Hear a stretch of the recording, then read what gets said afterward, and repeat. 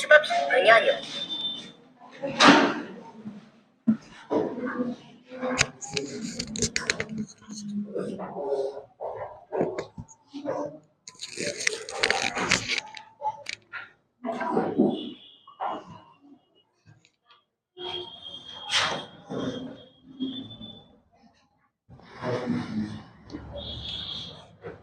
चलो बेटा, कहाँ थे गुड़िया इतना दिन? अच्छा, दोनों निपटा के आया। चल ठीक है। नीट के दिन तो नहीं कहाँ जाएगी? हाँ, बैठो। कहाँ तक हुआ था बेटा? आपको इफेक्ट ऑफ डाइलेक्ट्रिक कल बता दिया गया था। डिफरेंट केसेस में लास्ट में एक क्वेश्चन दिया गया था। कंडीशन कितने लोग निकाल लिए हैं? लास्ट में केस आपको दिया गया था, डाइलेक्ट्रिक सब्सटेंस फील्ड करेंगे तो उससे कैपेसिटेंस की वैल्यू पे क्या होगा। कितने लोग का लग गया है? नहीं लगाया? अब सही की गलती है नहीं पता। हाँ, चलो देखो बेटा, लास्ट में एक कंडीशन आपको दिया गया था, इस टाइप से कुछ था।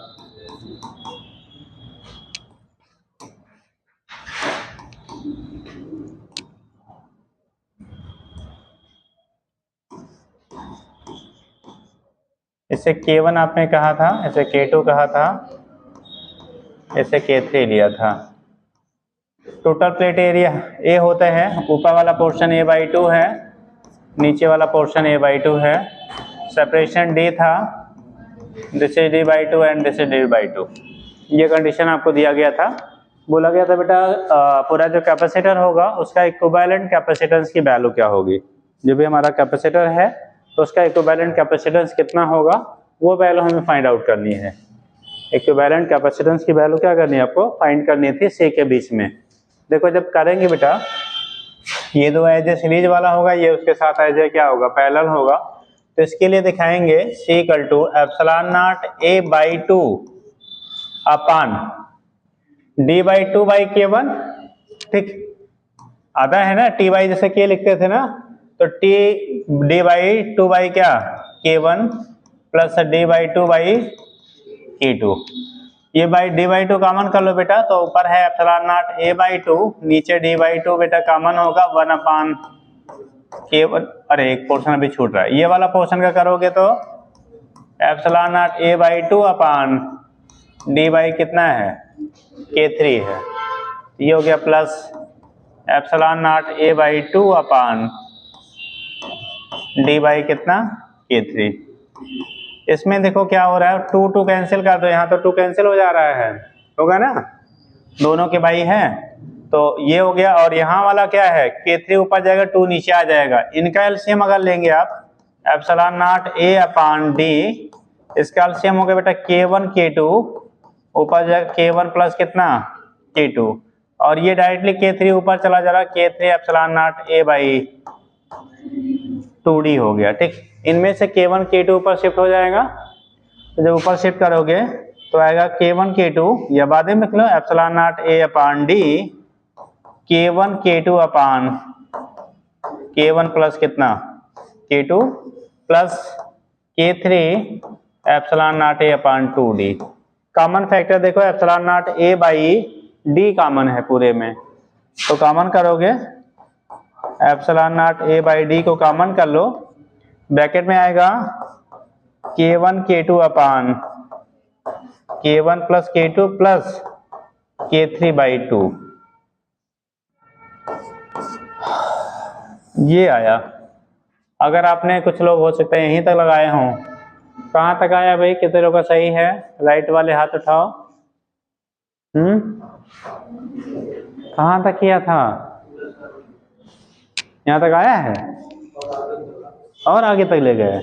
अब आगे तक कहाँ ले गए जी? उसके बाद ले जाने की जरूरत नहीं है यार। अरे उसके बाद भी क्या डाला? अरे तो लंबा खींचेगा, हम वहीं तक ले जाते हैं जहाँ तक शॉर्ट आउट हो, ऐसा थोड़ी और बढ़ा डालो। हाँ, आज अटेंडेंस शीट इस पे आ गया, खत्म हो गया था क्या? हाँ, अच्छा अच्छा, खत्म हो गया, चलिए कोई बात नहीं। साइन हो गया सबका बेटा?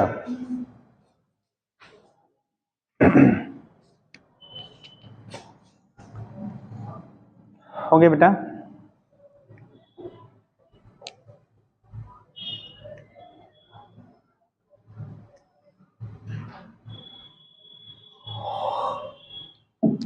तो ये कंडीशन आपका डिफरेंट केसेस में हम लोग कैसे फाइंड आउट करेंगे इक्विवेलेंट कैपेसिटेंस की वैल्यू क्या होगी, वो यहाँ से डिटरमाइन कर लेते बेटा। ठीक, स्फेरिकल कैपेसिटर पहले बताया गया था, हुआ था ना, वो हम लोग स्फेरिकल सेल कह लीजिए, उससे कैपेसिटर नहीं कहिए। एक्चुअल में वो बोल लेते हैं हम लोग, बट वो कैपेसिटर नहीं होता। कैपेसिटर के लिए दो प्लेटें, एक पॉजिटिव हो तो दूसरी क्या होनी चाहिए, नेगेटिव होनी चाहिए। तो प्रैक्टिकली वो कैपेसिटर नहीं होता है, अभी अलग से लिखवा देंगे कैपेसिटर के लिए। ठीक, वो हम लोग केवल एक स्फेरिकल सेल है जो चार्ज स्टोर करने के लिए यूज कर रहे थे। ठीक, दूसरे आप कैपेसिटर नहीं, बट टर्मिनोलॉजी जो होती है बोल लेते हैं क्या, स्फेरिकल। स्फेरिकल जब कैपेसिटर होगा तो वहां पे दो होंगे, एक कॉन्सेंट्रिक स्फीयर्स होंगे, तभी वो एज ए कैपेसिटर होगा। वो भी एक कंडीशन में फॉलो करता है, दूसरे कंडीशन में नहीं होता है। हो गया बेटा?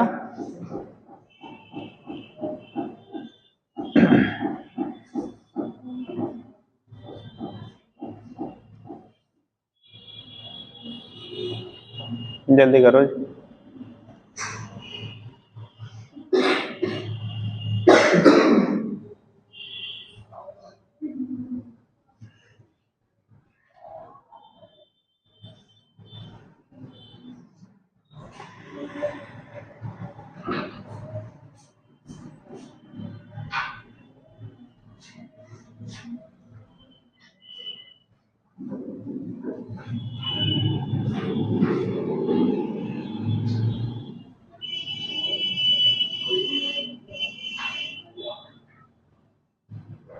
कर लिया बेटा? नोट हो गया?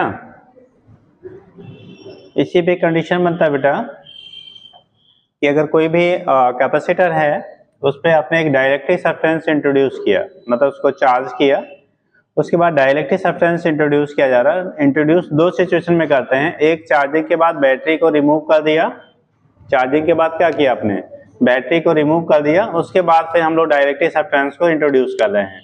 दूसरा होता है बैटरी चार्जिंग के बाद बैटरी रिमेन्स कनेक्टेड है, मतलब बैटरी को हम लोगों ने रिमूव नहीं किया, बैटरी कनेक्टेड है, फिर डाइलेक्ट्रिक सब्सटेंस आप इंट्रोड्यूस कर रहे हैं। तो जब डाइलेक्ट्रिक सब्सटेंस इंट्रोड्यूस करेंगे तो उसके चार्ज पे, कैपेसिटेंस पे, पोटेंशियल पे, जो आपकी वहां पे फील्ड होगी या पोटेंशियल एनर्जी होगी, उन पे क्या क्या इफेक्ट होंगे, वो चीज पे हमारा कोरिलेट करके आपको एक ही पूछा जाएगा, कोई भी एक चीज का वेरिएशन पूछा जाएगा, सारा नहीं पूछेंगे। लेकिन आपको जब आजकल दो कॉलम के बेस पे जब देते हैं तो सारा भी पूछा जा सकता है। ठीक, लेकिन ज्यादातर जब भी बना है तब एक सिंगल आपका कोई क्वांटिटी उसमें कैसे वेरी करेगी, क्या इफेक्ट होगा, वो चीजों पर डिजाइन किया जाता है question.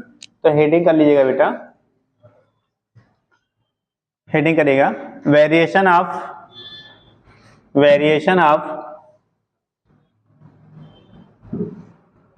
Different variables, variation of different variable, different variables लिख लो चाहे ब्रैकेट में, क्यू, चार्ज मतलब क्यू, कैपिटल में लिख लो, स्मॉल किसी में लिखिए, कैपिटल में लिखिए सारा, क्यू कमा सी कमा वी कमा E and you. Q charge है बेटा, सी कैपेसिटेंस है, बी पोटेंशियल, ई फील्ड और वी यू पोटेंशियल एनर्जी। ठीक, you of parallel plate capacitor, of parallel plate capacitor when dielectric is introduced, when dielectric is introduced, when dielectric is introduced, जब dielectric को हम लोग बेटा क्या करेंगे, इंट्रोड्यूस करेंगे। ठीक, अब दो टर्म में हम लोग या तो कंपैरेटिवली चार्ट के फॉर्म में पढ़ लीजिए या तो फिर इंडिविजुअली आप पढ़ लीजिए। जैसे कोई डाइलेक्ट्रिक है बेटा, हमने क्या किया, एक कैपेसिटर था, पैरेलल प्लेट कैपेसिटर है। ठीक, इस केस में इसको चार्ज किया गया, जब चार्ज किया मान लो प्लस क्यू चार्ज इस पे है, माइनस क्यू चार्ज इस पे है, प्लस क्यू माइनस क्यू, या कैपिटल से लिखा है कि स्मॉल लिखा है, कैपिटल लिखा है बेटा? कैपिटल लिखा है।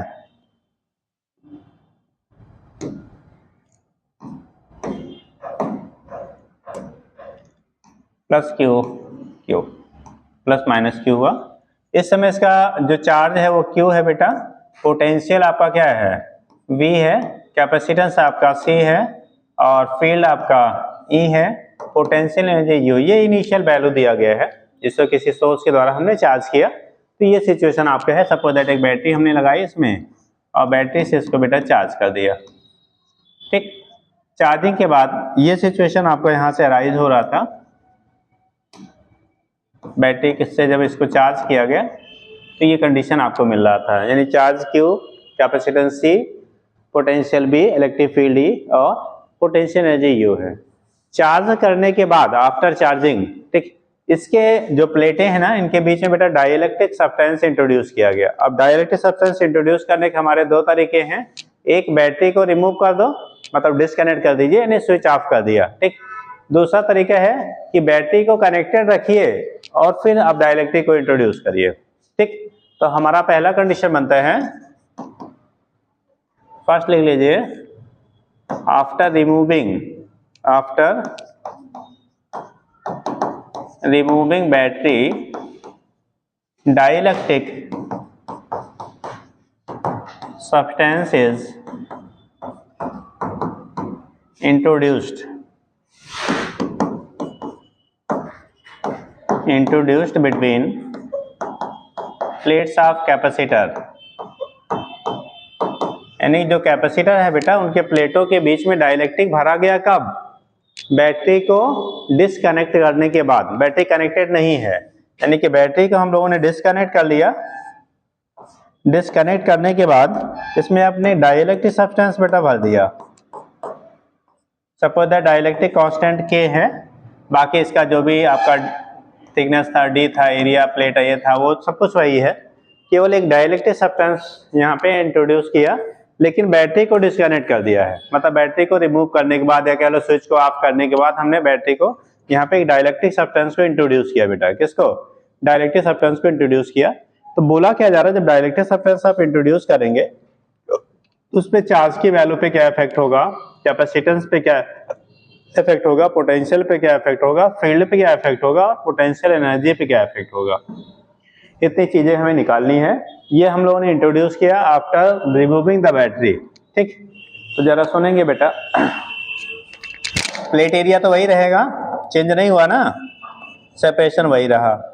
अभी कल हम लोगों ने पूरा लेक्चर यही डिस्कस किया गया था कि जब डाइइलेक्ट्रिक सब्सटेंस को फील्ड करते हैं तो कैपेसिटेंस जो कैपेसिटर का होता है वो घटेगा या बढ़ेगा?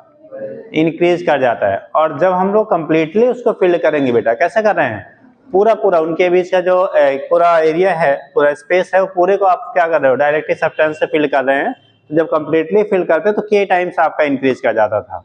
अगर डाइइलेक्ट्रिक कांस्टेंट की वैल्यू K है तो उस केस में कंप्लीटली फिल करने पे जो आपका क्या होगा, कैपेसिटेंस होगा, वो पहले जितना कैपेसिटेंस था उसका K टाइम आपका इंक्रीज कर जाता है। पहले के कैपेसिटेंस का कितना होगा, K टाइम्स बेटा इंक्रीज करेगा। तो यहाँ पे C की वैल्यू, पहला पॉइंट Q था। और चार्ज पे क्या इफेक्ट होगा जी, बैटरी अगर हटा दिया, अगर बैटरी को हटा दिया, पहले charge plus Q minus Q था, अब जो चार्ज आपका यहाँ पे होगा वो वही रहेगा या चेंज हो जाएगा? सोच के बताओ, चार्ज पे क्या इफेक्ट होगा, चार्ज वही रहेगा या चेंज हो जाएगा? अरे भाई अब तो सर्किट हटा दिया गया, चार्ज भागेगा कहाँ? जैसे दोनों साइड से लॉक कर दिया जाए तो आप कहाँ भाग के जाओगे, ठीक। यार इस सीट से उस सीट जा सकते हो, फिर रिटर्न बैक रहेंगे तो इनसाइड ना। तो कंडीशन वही होगा, जब आप बैटरी को रिमूव कर देंगे तो चार्ज ट्रांसफर होने का क्या जो पाथ था वो तो क्या हुआ, अब क्या कर दिया गया, रिमूव कर दिया गया। जब रिमूव कर दिया गया तो चार्ज शिफ्ट कहाँ होगा, तो चार्जेस की जो वैल्यू होंगी ना वो रिमेन्स हमारा सेम, यानी Q डैश की जो वैल्यू होगी वो Q के बराबर रहेगा। पहला केस, यानी चार्ज जो आपका होगा क्या होगा, चार्ज की वैल्यू में कोई चेंज आपके नहीं आएंगे जब हम लोग बैटरी को रिमूव करने के बाद डाइइलेक्ट्रिक फील्ड करेंगे तो, पहला, ठीक। सेकेंड पॉइंट बेटा, कैपेसिटेंस आपने कल पूरा डिस्कस किया गया था। जो कैपेसिटेंस होता है जब हम लोग डाइलेक्ट्रिक सब्सटेंस इंट्रोड्यूस करते हैं तो हमेशा कैपेसिटेंस की वैल्यू बढ़ती है।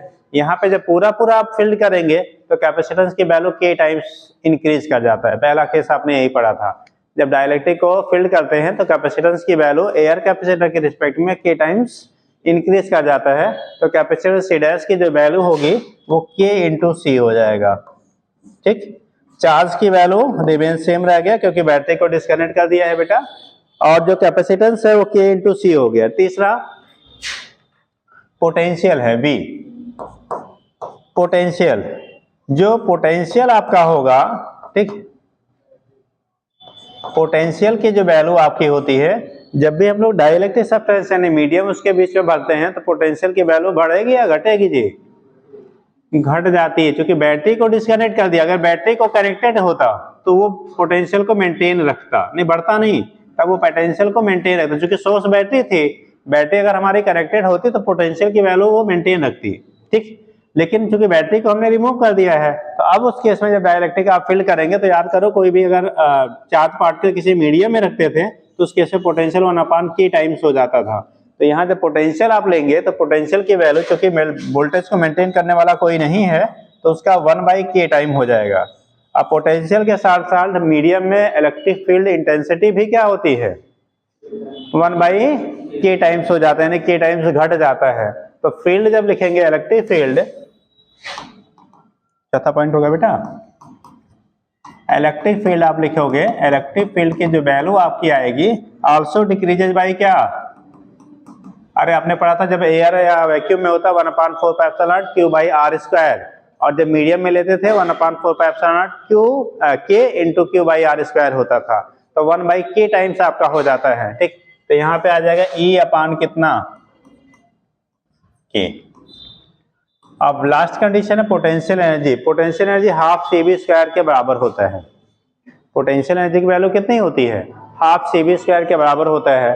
तो जब पोटेंशियल एनर्जी पहले यहाँ पे रहा होगा U equal to half CV square, अब यहाँ पे U डैश की वैल्यू हो जाएगी बेटा half C dash into V dash square. Half C dash की वैल्यू देखो KC हुआ ना, C डैश की वैल्यू क्या हुआ?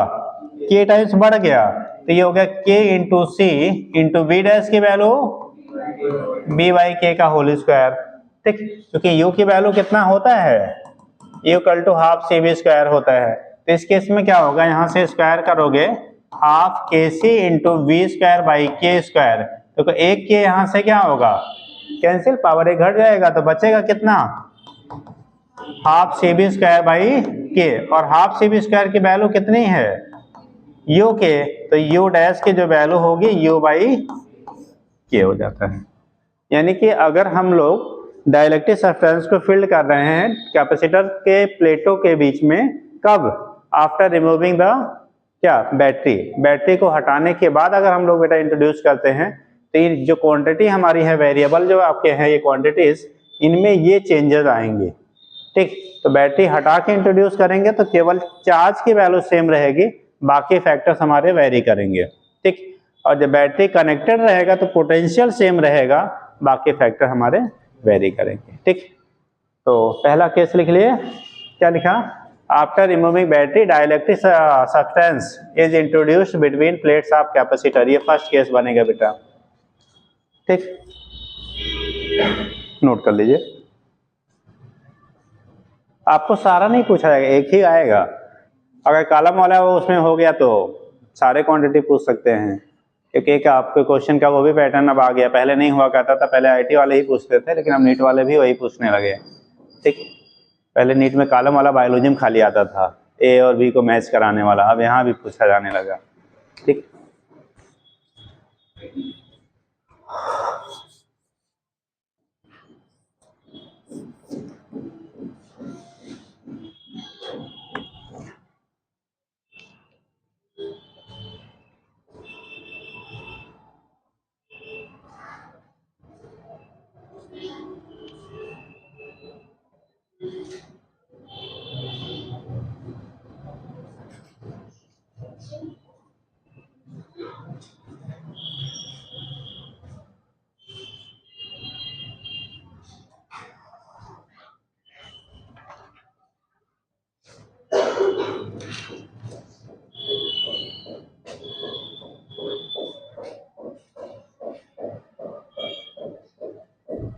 जल्दी कर बेटा।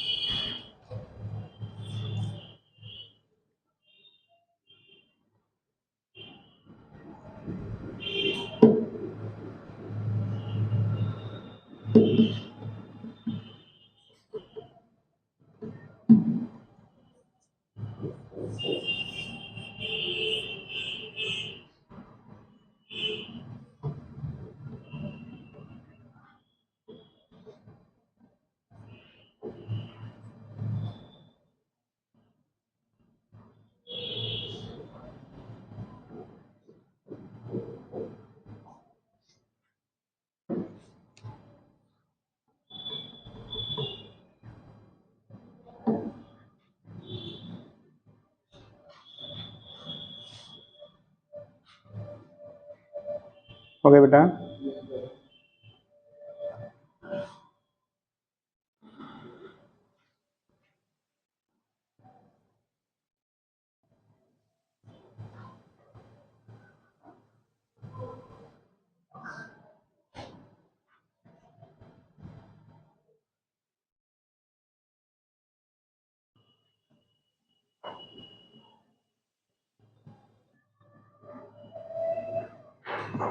चलिए सेकंड लिखेंगे। यहाँ पहला था बेटा, after removing battery dielectric substance से इंट्रोड्यूस बिटवीन प्लेट्स। सेकंड हो जाएगा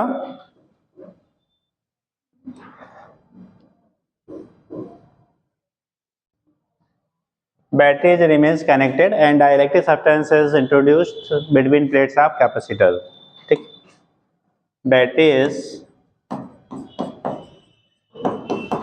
remains connected, कैसा बेटा, remains connected and dielectric substance is introduced between plates of capacitor। ठीक, अब की बार बैटरी को क्या रखा हम लोगों ने, कनेक्टेड है बेटा, बैटरी को रिमेन्स क्या रखा, कनेक्टेड रखा। तो उस कंडीशन में क्या सिचुएशन बनेगा आपका, ये आपकी बात करनी है। ठीक, देखो जब बैटरी को हम लोग कनेक्टेड रखेंगे बेटा, तो उस केस में battery source of charge and potential दोनों है।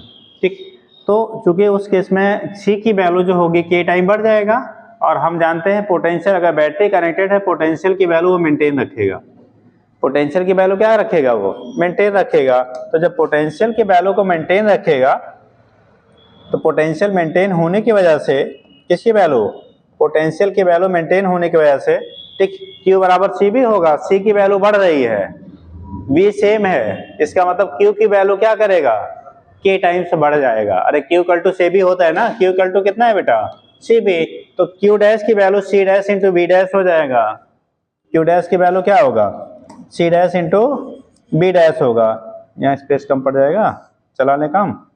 चलो देखो यार, C dash into B dash, और C डैश की वैल्यू है कितना, कितना आपने निकाला, KC, ये होगा KC। B डैश की वैल्यू कितनी रहेगी, V के बराबर, और CB की वैल्यू Q के बराबर है, तो ये Q डैश की वैल्यू जो होगी वो K इंटू Q के बराबर हो जाएगा। यानी कि जो डाइलेक्ट्रिक सब्सटेंस हम लोग जब फील्ड करते हैं, तो जो कैपेसिटेंस आपका होता है, सॉरी चार्ज होता है, चार्ज की वैल्यू आपके इनिशियल चार्ज से कितने टाइम्स बढ़ जाएगा, K टाइम्स बढ़ जाता है। तो चार्ज की वैल्यू इनिशियल जो चार्ज होगा उसका K टाइम्स हमारा इंक्रीज कर जाएगा। कैपेसिटेंस डाइलेक्ट्रिक फील्ड कर रहे हो, तो चाहे वो बैटरी कनेक्टेड हो चाहे ना कनेक्टेड हो, हमेशा K टाइम बढ़ेगा। ठीक, पोटेंशियल की बात हो रही थी बेटा, पोटेंशियल अब की बार चूंकि सोर्स है, यहाँ बैटरी दोबारा बना लीजिएगा आप, सोर्स आपका कैसा है, कनेक्टेड है, बैटरी जब कनेक्टेड रहेगी तो ये इसके पोटेंशियल को क्या करेगा, मेंटेन करेगा। पोटेंशियल, बैटरी का काम क्या है, पोटेंशियल की वैल्यू को मेंटेन रखना। तो पोटेंशियल जो आपका होगा वो आपका क्या रहेगा, कैपेसिटर के प्लेटों के बीच जो पोटेंशियल आपका मेंटेन डेवलप होगा वो हमेशा मेंटेन रहेगा जब तक बैटरी हमने कनेक्टेड रखी है। तो बैटरी कनेक्ट होने की वजह से ध्यान रखना, जब बैटरी नहीं कनेक्ट करेंगे तो पोटेंशियल की वैल्यू K टाइम्स घटेगी। अगर बैटरी आप कनेक्टेड रखोगे तो पोटेंशियल की वैल्यू रिमेन्स क्या रहेगा, सेम रहेगा। बैटरी जब नहीं कनेक्टेड था तो Q की वैल्यू कांस्टेंट थी, Q रिमेन सेम था, लेकिन जब बैटरी कनेक्टेड है तो Q की वैल्यू K टाइम्स क्या होगा, यहाँ पे जो Q डैश होगा, Q डैश की वैल्यू K टाइम्स हमारा क्या होगा, इनिशियल चार्ज का बढ़ जाता है। ठीक, अब देखते हैं अगला पॉइंट, इलेक्ट्रिक फील्ड। बेटा डाइलेक्ट्रिक सब्सटेंस हम लोग क्या कर रहे हैं, फील्ड कर रहे हैं प्लेटों के बीच में, पोटेंशियल को उसने मेंटेन किया। अब पोटेंशियल मेंटेन हुआ, इसका मतलब फील्ड को चेंज नहीं होने दिया, तभी तो मेंटेन रहेगा। क्योंकि क्या होता है, E equal to dB upon dx, तो dB की वैल्यू कांस्टेंट, इसका मतलब E की वैल्यू भी क्या है आपका, कांस्टेंट है। तो इस बैटरी कनेक्टेड होने की वजह से यहाँ पे आपका क्या फील्ड जो रहेगा वो भी रिमेन्स हमारा क्या रहेगा, सेम सेम। तो दो चीजें कांस्टेंट हो गई, फील्ड एंड पोटेंशियल, जब बैटरी कनेक्टेड है बेटा, और जब बैटरी कनेक्टेड नहीं था तब केवल चार्ज हमारा कांस्टेंट रहता था, बाकी चेंज हो जाता था। ठीक, तो फील्ड आपका ये हो गया। अब हाफ CV स्क्वायर होता है पोटेंशियल एनर्जी। जब पोटेंशियल एनर्जी की हम लोग बात करेंगे तो अब यहाँ पे पोटेंशियल एनर्जी की बात करोगे बेटा, इस केस में नेक्स्ट ले लिया होता तब भी यार, पोटेंशियल एनर्जी की जब बात करोगे तो क्या आएगा, यू डैश हाफ सी की वैल्यू के सी और बी की value sorry remain same, B की वैल्यू क्या हो गया आपका, रिमेन्स सेम हो गया। जब बी की वैल्यू रिमेन सेम हो गया तो उस कंडीशन में वैल्यू आ जाएगा हाफ, के को बाहर ले लो बेटा, के बाहर ले कर लीजिए, हाफ CV स्क्वायर हुआ, और CV स्क्वायर की वैल्यू यू था, तो यू डैश की वैल्यू के टाइम ऑफ यू होगा। अब पीछे वाले में कितना आया था, 1/k टाइम हो गया था, अब की बार कितना हो गया, k टाइम। तो जब बैटरी को आप कनेक्टेड रखोगे तो पोटेंशियल एनर्जी जो आपकी होगी वो पहले के पोटेंशियल एनर्जी का k टाइम्स बढ़ जाता है, और जब बैटरी डिस्कनेक्ट करके डायरेक्टली को फिल करेंगे तो पोटेंशियल एनर्जी पहले का k टाइम घट जाता है। याद रहेगा, फिर से लगाइए, हम तो उसी इरेज करके बना दिया।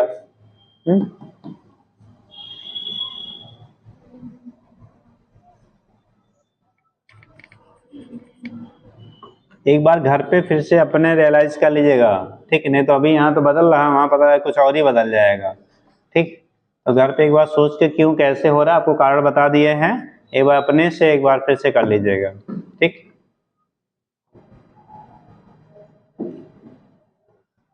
दो पॉइंट याद रखना, जब बैटरी कनेक्टेड होगा तो V और E कांस्टेंट रहेगा, नहीं बदलेगा, और जब बैटरी डिस्कनेक्ट कर लेंगे तो Q नहीं बदलेगा। ठीक,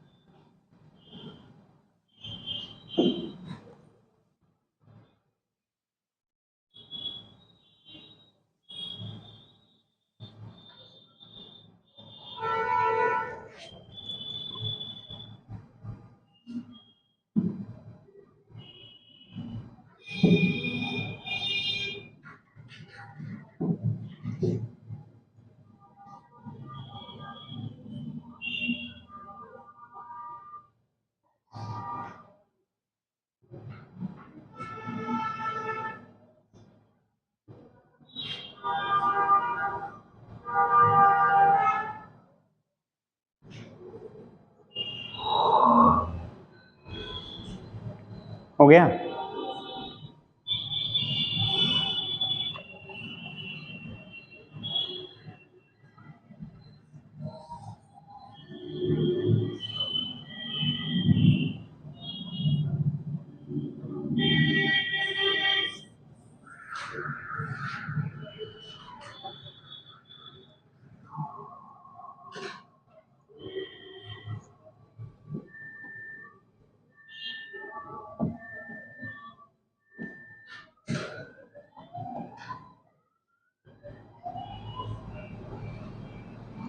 हो गया बेटा, चलिए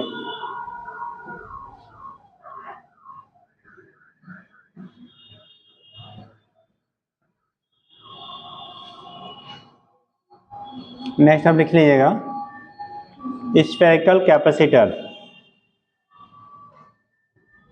हम लोग जो वहां पे बात कर रहे थे बेटा सी की वैल्यू स्फेरिकल सेल के लिए, ठीक है, जिसे कैपेसिटर बोल लेते हैं, वो स्पेशली एक सेल होता था, वो कैपेसिटर लाइक बिहेव नहीं करता है, ठीक। वो उसमें भी हम लोग चार्ज स्टोर करते हैं, चार्ज प्रोवाइड करते हैं, लेकिन वो एज ए सेल है, उसे कैपेसिटर नहीं कह सकते, लेकिन हम पर उससे कैपेसिटर लाइक बिहेव नहीं हो करेगा, ठीक है। उसके जो हम क्या करते हैं, चार्ज को स्टोर करवा रहे हैं, लेकिन कैपेसिटर स्पेशली टर्म तब देते हैं जब पॉजिटिव और नेगेटिव प्लेटें दोनों हों, ठीक है, तो वो कंडीशन आपका होता है। तो लिखिए spherical capacitor.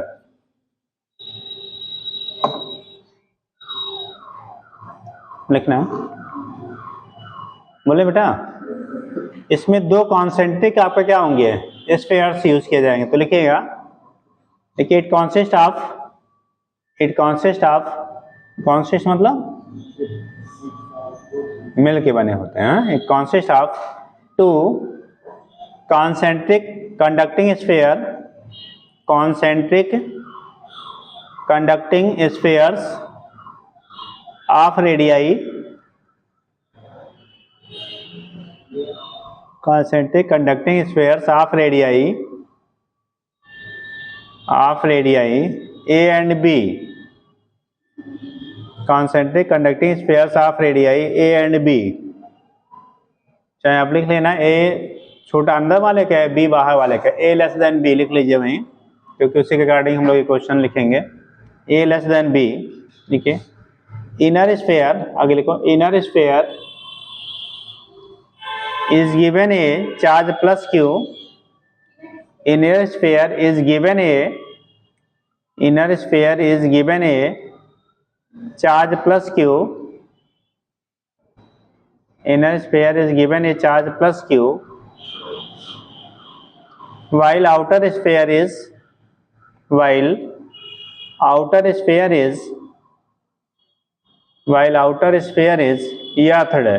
EARTHED, earthed, outer sphere is earthed बेटा, EARTHED, earthed मतलब अर्थिंग जिसे कह लेते हैं, earthed हो गया। आउटर वाले को आपने अर्थ कर दिया और इनर वाले को चार्ज आपने प्लस क्यू दिया। कितना चार्ज दिया बेटा, प्लस क्यू। तो कैसे बनाएगा, क्या शो करेगा बेटा, देखो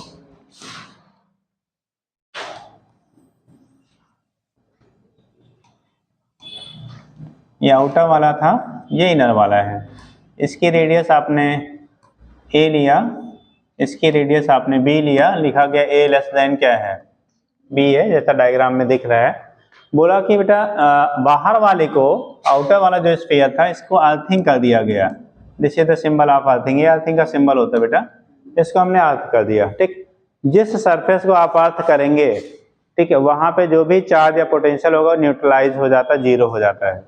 बट उस सरफेस का जिसे हमने क्या किया है, अर्थिंग किया है, ठीक।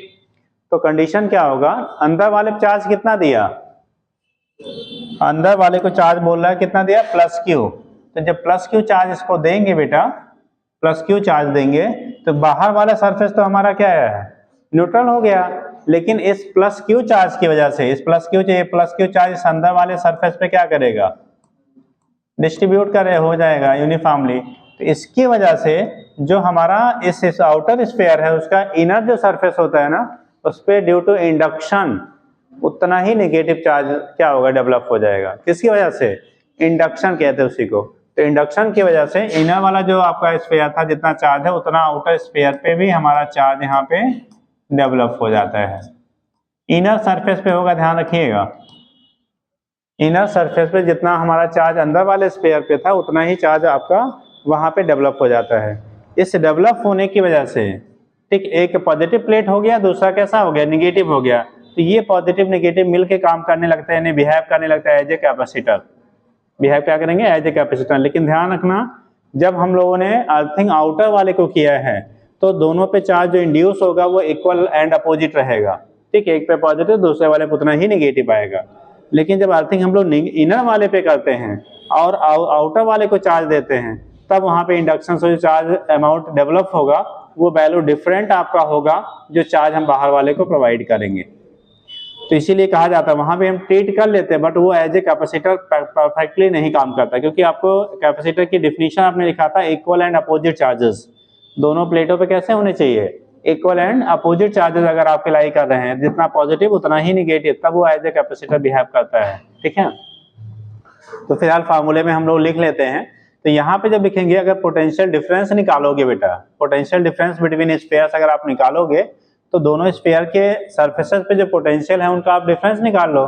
मान लो अंदर वाले सरफेस पे जो पोटेंशियल मिलेगा Q/4πε0 इंटू ए, बाहर वाले सरफेस पे जो पोटेंशियल मिलेगा, बाहर वाले स्फीयर के अंदर वाले सरफेस पे वो मिलेगा Q/4πε0 into B.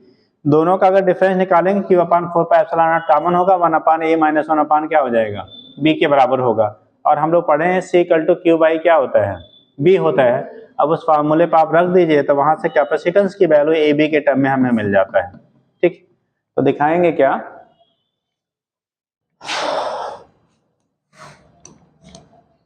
Potential difference between both spheres,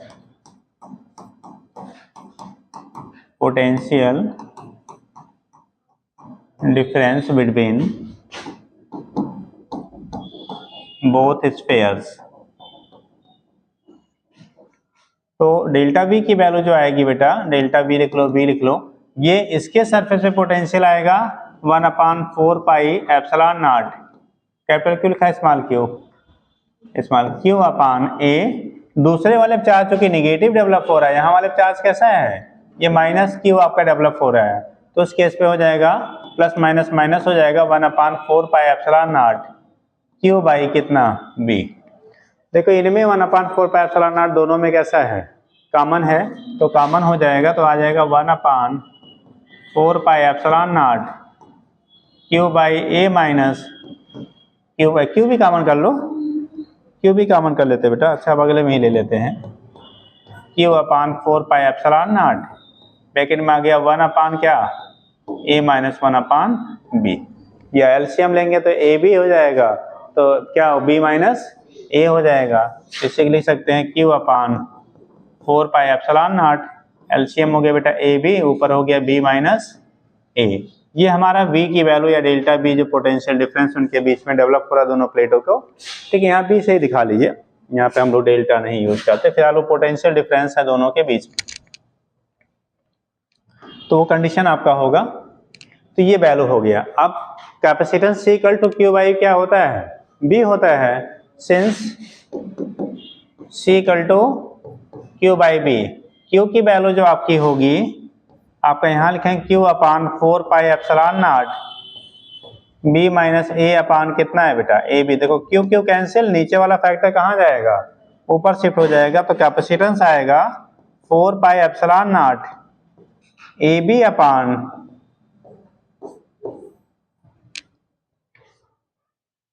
अगर हम लोगों ने क्या किया, किसको, कोई कैपेसिटर है कि क्या स्पेरिकल कैपेसिटर है, बाहर वाले को आपने क्या किया, अर्थिंग किया, अंदर वाले को चार्ज प्रोवाइड किया, उस केस में उसका जो कैपेसिटेंस होगा C की value 4πε0 into AB upon B minus A। ये हमारा होता है SI यूनिट में बेटा। इसी को जब CGS में लेते हैं, CGS में 4πε0 की वैल्यू 1 ली जाती है यूनिट। ठीक, तो उसकी जगह पे 1 ले लेंगे तो वैल्यू आएगी AB upon B minus A। अगर इसी को इन CGS यूनिट लेंगे,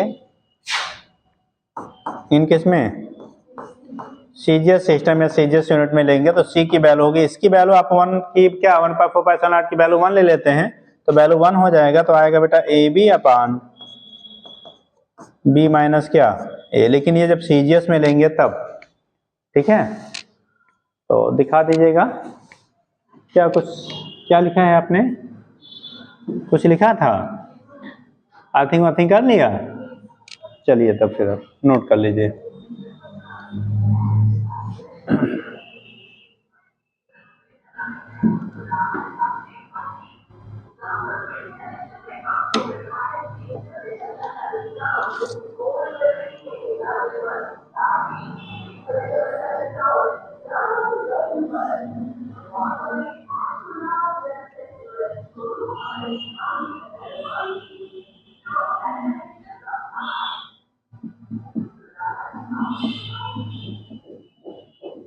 नोट कर बेटा, हो गया। अच्छा हम समझा तो छाप रही थी, हाँ तब कैसे इतना जल्दी हो गया। जी देवी जी आइए, हाँ, क्या बज रहा है? जब जगो तभी सवेरा। हाँ,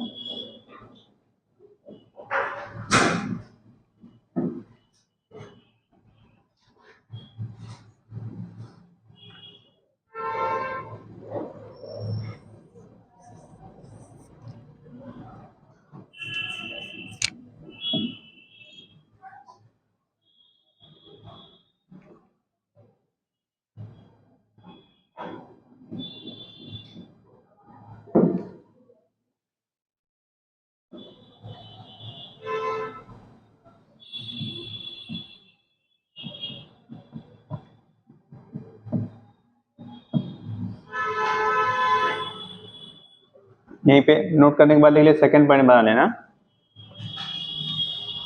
लेकिन वो एक्चुअल में हम लोग लिखते तो हैं, बट अगर कहा जाए कि क्या 100% वो सही है तो सही होता नहीं है, बट जब भी आएगा तो आप वही लिखेंगे।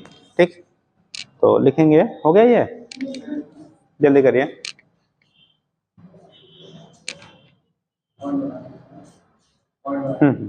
इसमें पॉइंट बना लीजिए।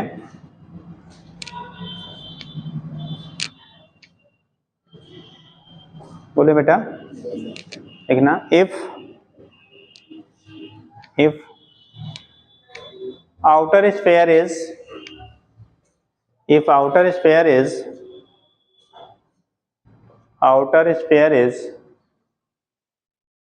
given charge plus q and inner is earthed. Outer sphere is given charge plus q and inner is earthed. Then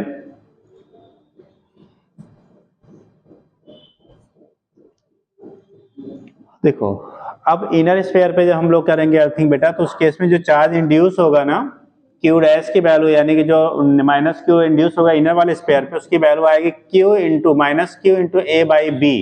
क्योंकि ए की रेडियस कम है, बी की रेडियस ज्यादा है, तो चार्ज जो होता है वो डिफर कर जाता है।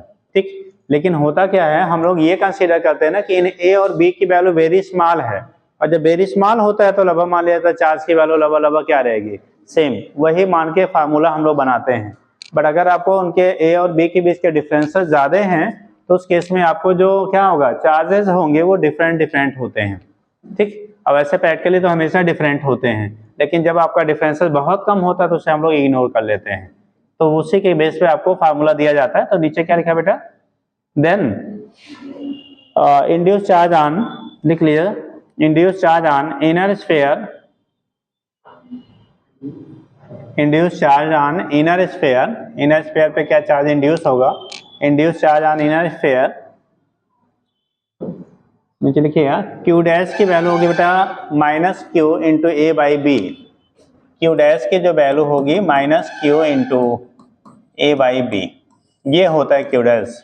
अगर आपने आउटर वाले पे चार्ज दिया और इनर वाले की अर्थिंग कर दिया बेटा, कैसे, इसकी रेडियस ए था, इसका रेडियस बी था, चार्ज हम लोगों ने किसको दिया, बाहर वाले को। इस केस में चार्ज किसको दिया जा रहा है, बाहर वाले को प्लस क्यू चार्ज दिया और इनर वाले को अर्थिंग किया। ठीक, तो उस कंडीशन में क्या होता है, जब इसकी अर्थिंग करेंगे, इसको चार्ज मान लो क्यू दिया और इसकी हम लोगों ने अर्थिंग कर दिया, तो जो नेट चार्ज इंड्यूस होता है वो वैल्यू हम यहां से निकालेंगे। नीचे लिखिएगा, ऐसे बनाना होगा बना लीजिएगा, and capacitance of capacitor, and capacitance of capacitor, and capacitance of capacitor, capacitance of capacitor is given by, capacitance of capacitor is given by, आपकी बार जो सी की वैल्यू होगी बेटा 4 पाई एप्सिलॉन नॉट, यहाँ था A B upon B minus A B upon क्या लिखा था पहले केस में, बी माइनस ए, अब की बार होगा V square upon B minus A. ठीक, तो यहाँ पे लिखेंगे B square upon B minus A, लेकिन ध्यान रखेंगे ये परफेक्टली क्या फॉलो नहीं होता है। ठीक है, चलिए, तो ये दो केसेस आपके होते हैं, कैपेसिटेंस की वैल्यू कब कितनी होगी। अच्छा, कोई बताएगा बेटा सिलिंड्रिकल कैपेसिटर के केस में क्या बनेगा, और सिलिंड्रिकल कैपेसिटर, हाँ जी, क्या आएगा, फॉर्मूला याद है, चलिए log याद आ रहा है।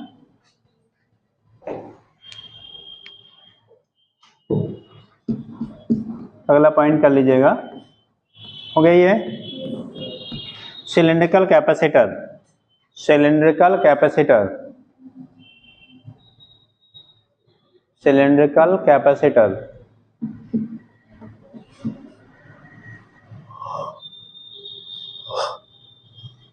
इसमें बेटा जैसे इसमें कॉन्सेंट्रिक स्फीयर लेते हैं, यहाँ तो क्या कोएक्सियल सिलेंडर लिया जाता है।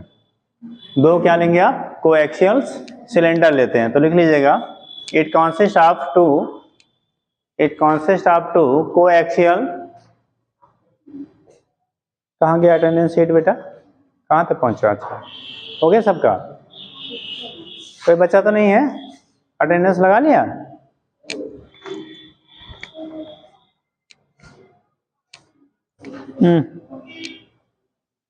चलो तो बहुत अच्छा मैथ है यार।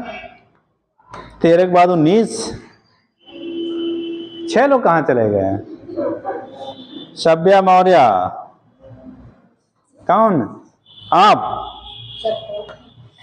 14 लिखा है कि 19 लिखा है? ये 4 है कि 9 है जी? दुनिया वालों ने 9 पढ़ के 20 बना दिया। हाँ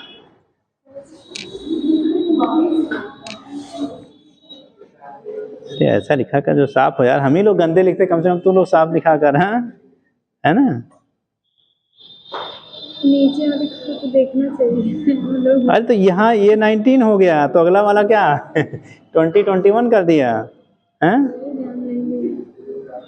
वो कहा कि ऊपर वाले लोग सही लिखे होंगे, है ना, इसलिए कहते हैं ना आप अच्छे बनोगे, आपके अगली नीचे वाली पीढ़ी जो होगी ना वो ऑटोमेटिकली अच्छी हो जाएगी।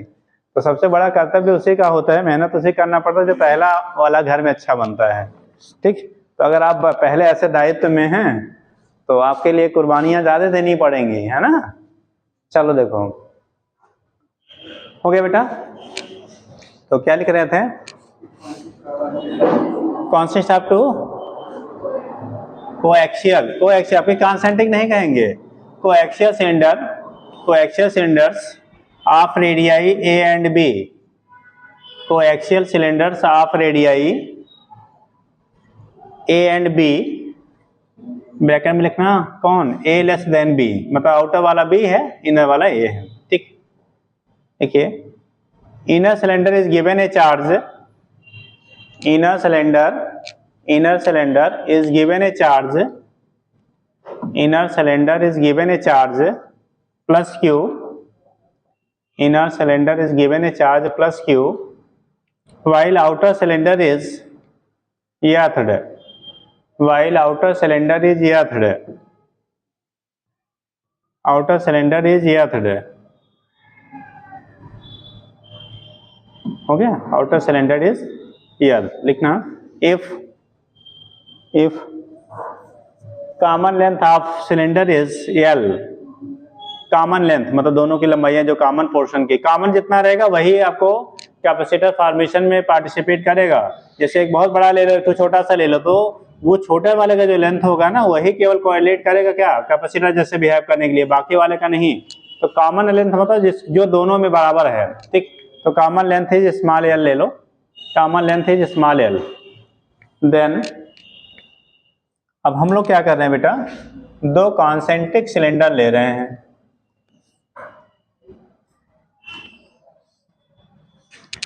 ये मान लो इसकी एक्सिस है,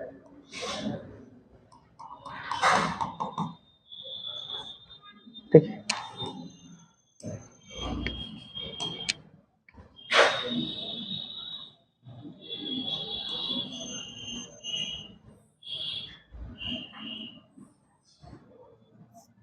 इनर वाले की रेडियस बेटा ए है और आउटर वाले की रेडियस जो हम लोग ले रहे हैं वो बी है।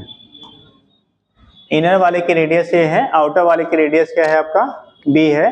इनर वाले पे जो चार्ज हम लोग दे रहे हैं ये प्लस क्या दिया, कैपिटल क्यू स्मॉल क्यू जो भी ले रहे हो, और बाहर वाला क्या कर दिया, अर्थिंग कर दिया। बाहर वाला क्या किया बेटा, अर्थिंग कर दिया। इनर वाले को चार्ज आपने क्यू दिया। ठीक, अरे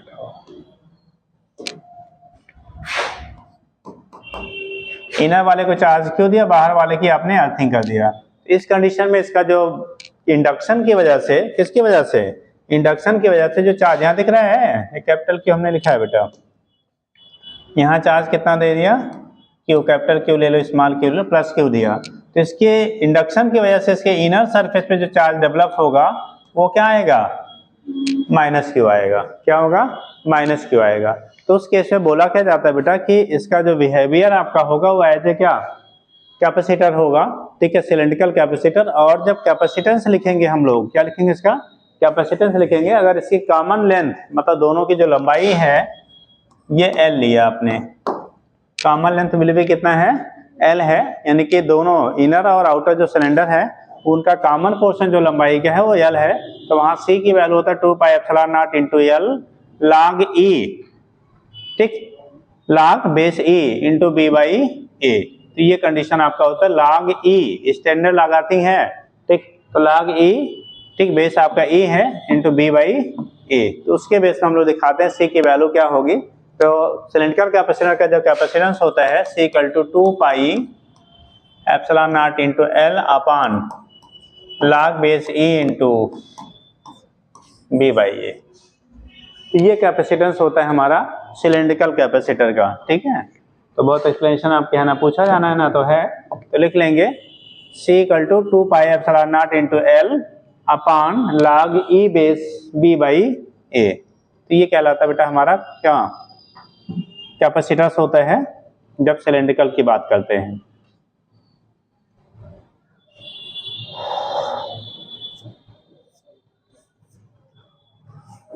चलिए, फार्मूला थोड़ा सा याद रखिएगा।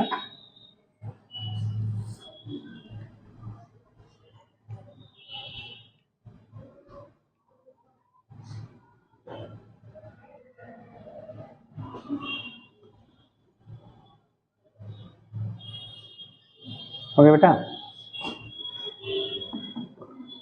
अब नेक्स्ट लिखिएगा जो आपने बोर्ड में भी खूब पढ़ा होगा, कॉम्बिनेशन ऑफ कैपेसिटर्स। हाँ, मनपसंद वाला चीज है ना, लिखो।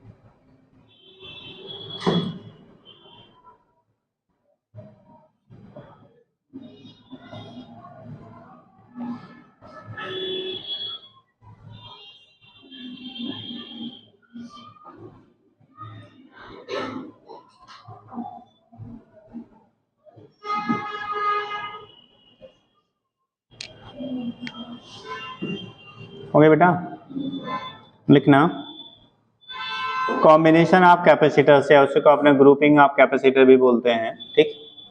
कॉम्बिनेशन ऑफ कैपेसिटर्स, क्वेश्चन खूब ढेर सारे बनते हैं बेटा कॉम्बिनेशन पे, ठीक। कॉम्बिनेशन ऑफ कैपेसिटर्स, तो पहला लिखेंगे हम लोग series combination. Series combination first करना बेटा, कॉम्बिनेशन में क्या बनेगा,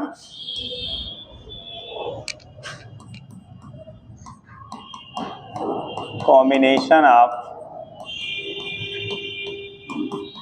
कैपेसिटर्स। पहला पार्ट होगा इसमें सीरीज कॉम्बिनेशन, फर्स्ट पोर्शन आपका होता है सीरीज कॉम्बिनेशन, श्रेणी क्रम संयोजन हिंदी में कहते हैं, सीरीज कॉम्बिनेशन, ठीक। चलो देखो, कितने लोग बताएंगे सीरीज कॉम्बिनेशन क्या होते हैं भैया, व्हाट इज सीरीज कॉम्बिनेशन, बताओगे। सीरीज कॉम्बिनेशन किसे कहोगे आप, सीरीज कॉम्बिनेशन, सीरीज कॉम्बिनेशन क्या होगा, हाथ उठाइए। सीरीज कॉम्बिनेशन, ये भी भूल गया है, बड़ा प्रॉब्लम है यार। सीरीज कॉम्बिनेशन किसे कहते हैं, खड़े हो जाओ सर, आपके मित्र कहाँ हैं,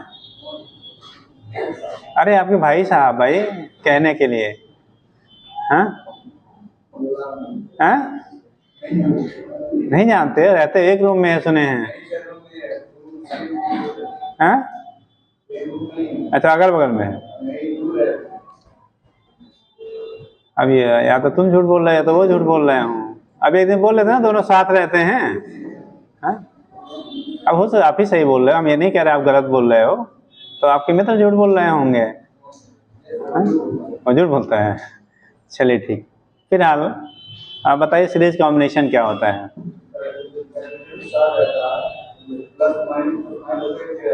हम्म हम्म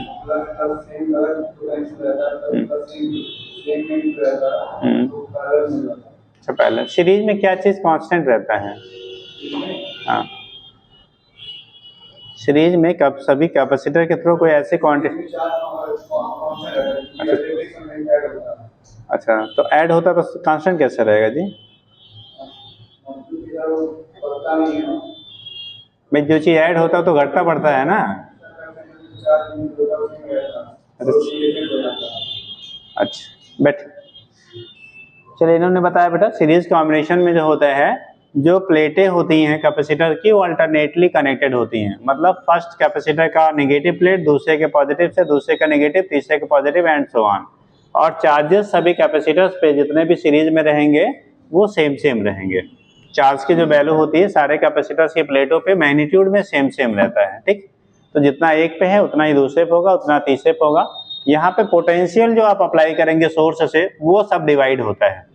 पोटेंशियल जो होगा उसका क्या होता है, डिवीजन होता है।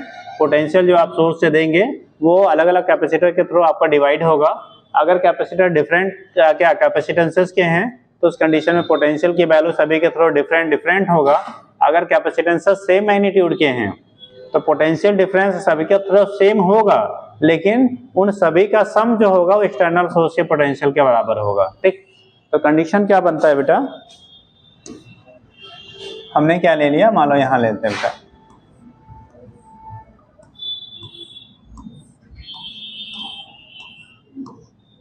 ये प्लेटें हैं, ठीक है। इसको किसी सोर्स से आपने कनेक्ट कर दिया, ठीक। जो बड़ी वाली प्लेट होती है बेटा इसे बैटरी के, इसे हम लोग पॉजिटिव कहते हैं, और छोटी वाली प्लेट को क्या बोलते हैं, नेगेटिव बोलते हैं। तो पॉजिटिव नेगेटिव प्लेटें हैं। पॉजिटिव वाला जहां से जुड़ा हुआ उस पर प्लस चार्ज आएगा, मान लो इस पर प्लस किया है तो उतना ही दूसरे वाले पे माइनस, क्योंकि जो भी चार्ज यहाँ से गया वही चार्ज सभी के थ्रू पास आउट होगा, पूरे सर्किट में वही पास आउट होगा। तो चार्ज की वैल्यू सभी प्लेटों पे कैसी रहती हैं, मैग्नीट्यूड में सेम सेम। और दोनों प्लेटें जो आपके होंगे जो क्या फॉर्म करेंगे कैपेसिटर का, उन पे इक्वल एंड अपोजिट, यानी कि मैग्नीट्यूड में सेम, साइन कैसा होगा, अपोजिट होगा। तो ये plus Q minus Q, plus Q and minus Q होता है। अगर सोर्स का पोटेंशियल आपने V लिया, सोर्स पोटेंशियल कितना है आपने V लिया, तो यही जो पोटेंशियल लेते बेटा ना, ये अलग अलग पार्ट में आपका डिवाइड हो जाएगा। इसके थ्रू हमारा V1, दूसरे के थ्रू मान लिया हमने V2 ले लिया, तीसरे के थ्रू हमने V3 ले लिया। सपोज दैट पहले वाले कैपेसिटेंस C1 है, दूसरे वाले C2 है, तीसरे वाले क्या है, C3 है। अगर इन C1, C2 और C3 तीनों इक्वल इक्वल होंगे, तीनों के कैपेसिटेंस सेम सेम होंगे, तो यहाँ जो पोटेंशियल आपका V1, V2, V3 होगा वो भी इक्वल होगा, और उसकी वैल्यू V/3 अगर है तो V/3, n कैपेसिटर से ऐड करोगे तो V/n हो जाएगा। मतलब अगर ये सारे कैपेसिटेंस जितने भी जुड़े हैं वो सेम सेम कैपेसिटेंस वाले कैपेसिटर हों, तब उस केस में जो पोटेंशियल ड्रॉप होगा ईच कैपेसिटर के थ्रू वो सोर्स पोटेंशियल का 1/n टाइम्स हो जाएगा। अब n की वैल्यू जितने कैपेसिटर आपने जोड़ा, जैसे यहाँ 3 हम लोगों ने जोड़ा तो क्या V/3 होगा, 2 जोड़ते तो V/2 होता, 100 जोड़ते तो V/100 हो जाता, जो भी रहेगा उसका n टाइम्स हो जाता है, ठीक। तो ये कंडीशन आपका होता है। कैसे हम लोग दिखाते हैं सीरीज कॉम्बिनेशन को, तो यहाँ से हम लोग रिप्रेजेंट कर लेते हैं बेटा सीरीज कॉम्बिनेशन क्या होगा, इसके बेस पे आपका यहाँ से डिनोशन हो जाता है, ठीक। अब कंडीशन क्या हो रहा है, क्योंकि हमें डिवाइड कौन हो रहा है, पोटेंशियल। इस केस में हमारा डिवीजन किसका हो रहा है, पोटेंशियल का हो रहा है। तो यानी V की जो वैल्यू होगी वो V1 plus V2 plus V3 के बराबर होगा। आपने पहले कह लिया कि चार्ज की वैल्यू सेम सेम है, जो चार्ज जा रहा है वही पूरे सर्किट में उन्हीं सारे कैपेसिटर के प्लेटों पे है, तो चार्ज की वैल्यू सेम हो गया। और हम लोग जानते हैं कि U इक्वल टू C भी होता है, तो V इक्वल टू क्या आएगा, Q/C। तो अगर हम लोग क्या पूरे कॉम्बिनेशन का कैपेसिटेंस C यस कह लें, यस फॉर सीरीज ले लेते हैं, ठीक। If equivalent capacitance, if equivalent capacitance of combination is CS, S for series है बेटा, देन V की वैल्यू आएगी Q/CS इक्वल टू Q पहले वाले C1 है, दूसरे Q/C2, तीसरा हो जाए Q कितना C3। देखो क्यों कॉमन हो के दोनों साइड से क्या हो जाएगा, कैंसिल हो जाएगा। तो यहाँ पे 1/CS equal to 1/C1 plus 1/C2 plus 1/C3 and so on. तो जो कैपेसिटेंसेज आपके होंगे वो 1/C1 plus 1/C2 plus 1/C3 and so on. तो ये कंडीशन आपका होता है कि कैपेसिटेंसेस कितने हमारे होंगे अगर डिफरेंट आपके कैपेसिटर जुड़े हुए हैं तो, ठीक। तो इक्विवेलेंट वैल्यू जो होता है वो उनके रेसिप्रोकल सम के बराबर होता है, अलजेब्रिक सम नहीं है बेटा। यहाँ पे आपका रेसिप्रोकल सम के क्या होगा, इक्वल होगा। और याद रखेंगे जो इक्विवेलेंट कैपेसिटेंस होगा, कॉम्बिनेशन का इक्विवेलेंट जो कैपेसिटेंस होता है वो सबसे लीस्ट वैल्यू आप कैपेसिटर जो कनेक्टेड होगा सीरीज में उसके मैग्नीट्यूड से भी लेसर होता है। सीरीज कॉम्बिनेशन की प्रॉपर्टी होती है कैपेसिटर के केस में, इक्विवेलेंट कैपेसिटेंस की वैल्यू सबसे लोवेस्ट वैल्यू वाला जो कैपेसिटर कनेक्टेड होगा उसके मैग्नीट्यूड से भी क्या होगा, लेस। जैसे कि 2 है, दूसरा 4 है, तीसरा 8 है, 2 4 8 तीन कैपेसिटर लिया आपने सीरीज में अगर कनेक्ट किया तो इक्विवेलेंट वैल्यू 2 वाले से भी लेसर आना चाहिए। अगर उससे लेसर नहीं आ रहा है तो इसका मतलब आपका कहीं ना कहीं कॉम्बिनेशन रॉन्ग है। और जब पैरेलल लेंगे तो रिजल्टेंट वैल्यू सबसे जो लार्जेस्ट वैल्यू होगा उससे भी ग्रेटर आना चाहिए, ठीक। ये केस आपका होता है सीरीज का। तो लिख लीजिएगा सीरीज कॉम्बिनेशन, एक पॉइंट लिख लेना, लिखिए in series combination of capacitors, in series combination of capacitors, series combination of capacitors, charge on each capacitor, charge on each capacitor remains same, charge on each capacitor is remains same and equal to the main charge, equal to the main charge supplied by the battery, main charge supplied by the battery, but potential difference will be distributed, यानी potential difference जो होगा वो but जाता है बेटा सभी के through, ठीक। Potential difference will be distributed, ठीक। अब यहां से आप क्या करो, डायग्राम बना लो, इतना नोट कर लीजिए।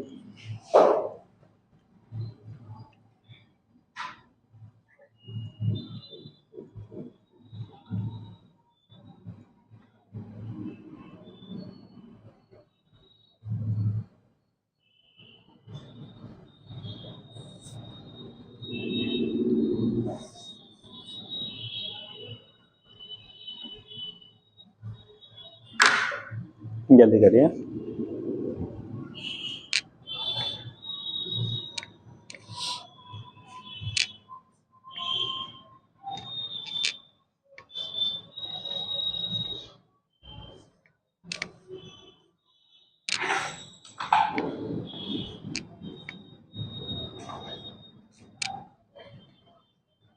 तो नहीं बेटा,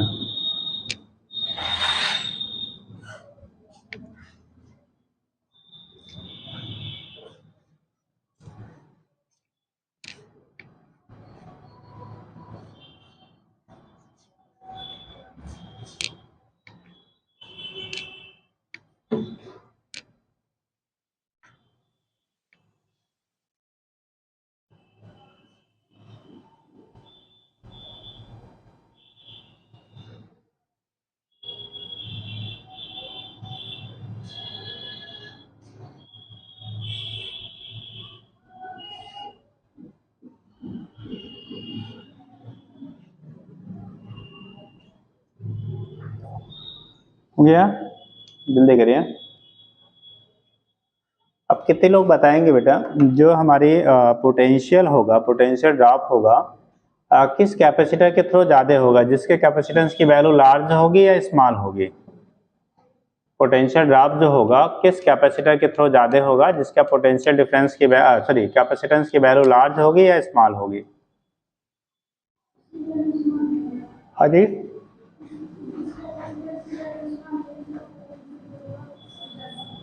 मतलब जिसके कैपेसिटेंस की वैल्यू कम उसके थ्रू पोटेंशियल ड्रॉप ज्यादा। पक्का? कितने लोग सहमत हैं भैया? अरे Q इक्वल टू सी भी पढ़ते हैं तो B equal to Q by C होगा। सीरीज में बड़ा Q सब पे सेम है तो इसका मतलब जिसका C कम उसका B ज्यादा यार, है ना? जिसका C कम उसका B ज्यादा होगा। तो वहीं पॉइंट करके नोट कर लेना, वो चाहे पोटेंशियल हो या पोटेंशियल एनर्जी, क्योंकि पोटेंशियल एनर्जी भी हाफ CV स्क्वायर हम लोग लिखते हैं तो वहां पे भी वही फॉलो होता है। जिसका C कम उसके लिए पोटेंशियल एनर्जी ज्यादा, वहां पे एनर्जी ज्यादा स्टोर होगी उस कैपेसिटर में। ठीक, तो ऐसे पॉइंट करके एक एरो लगा के नोट बनाओ। लिखिए in series combination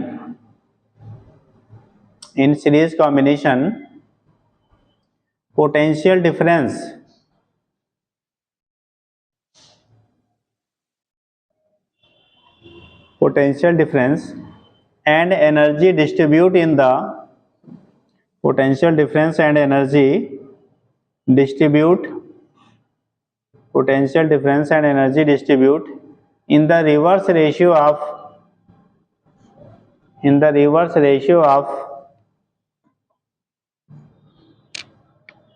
capacitance of capacitor, in the reverse ratio of capacitance of the capacitor, reverse ratio of the capacitance of the capacitor, reverse ratio of the capacitance of the capacitor. तो जो capacitor है उसके capacitance के reverse ratio में पाया जाता है। किसमें पाया जाएगा बेटा? रिवर्स रेशियो में पाया जाता है। यानी आप लिख सकते हो that is V inversely proportional to C, यही लिख लो, that is V inversely proportional to C and U also inversely proportional to किसके? C के। यानी कि जो एनर्जी स्टोर्ड होगा कैपेसिटर के प्लेटों के बीच में और जो पोटेंशियल डिफरेंस होगा वो दोनों उनके कैपेसिटेंस के इनवर्सली क्या होता है? प्रोपोर्शनल होता है। जिसके कैपेसिटेंस की वैल्यू लार्ज उसके through energy stored and potential दोनों की वैल्यू आपकी स्मॉल हो जाएगी। ठीक, तो यहाँ से हम लोग दिखा लेते बेटा क्या होगा। एक तो पॉइंट हमारा ये बन जाता है, चार्ज ऑलरेडी आपने लिख ही लिया है कि सभी के थ्रू चार्ज की वैल्यू क्या होती है? सेम होती है। अब अगर आपके दो कैपेसिटर केवल दिए गए हों, ठीक, और उन्हें सीरीज में जोड़ा गया है तो इक्विवेलेंट वैल्यू आपका 1/C = 1/C1 + C2, एलसीएम लेंगे C1 C2, रिवर्स करोगे तो C इक्विवेलेंट की वैल्यू C1 C2/C1 + C2। लेकिन ये दो के लिए अप्लाई हम डायरेक्ट करते हैं। अगर दो कैपेसिटर को आपने सीरीज में कनेक्ट किया है तो उसका इक्विवेलेंट कैपेसिटेंस जो होगा बेटा वो C1 C2/C1 + C2 के बराबर होता है। अब उस केस में जो पोटेंशियल डिफरेंस आप निकालोगे, क्वेश्चन पूछा जाता है ध्यान रखिएगा, पोटेंशियल डिफरेंस निकालेंगे तो पहले कैपेसिटर के थ्रू जो पोटेंशियल डिफरेंस होगा वो होगा V1 की value V into inversely proportional है ना, तो C2/C1 + C2। और जब दूसरे वाले थ्रू निकालोगे तो V2 की वैल्यू आएगी V इंटू C1/C1 + C2 आएगा। ठीक, तो पॉइंट करके नोट कर लीजिए, क्वेश्चन पूछा जाता है। देखो if two capacitors having capacitances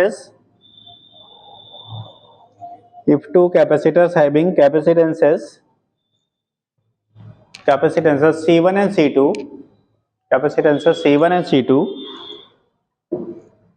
having capacitances C1 and C2 are connected in series, then C equivalent equal to